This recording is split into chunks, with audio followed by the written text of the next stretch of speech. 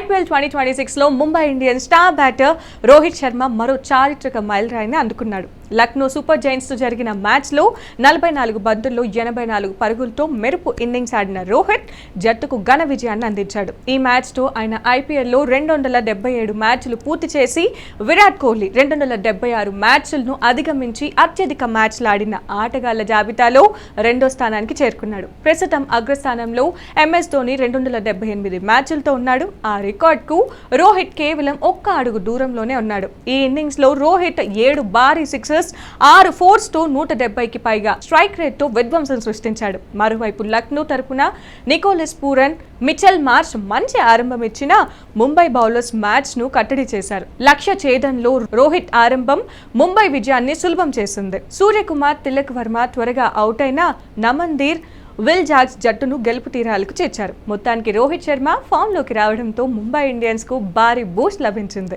ఇక క్రికెట్ అభిమానుల చూపు ఇప్పుడు ధోని రికార్డ్ వైపు మళ్లింది.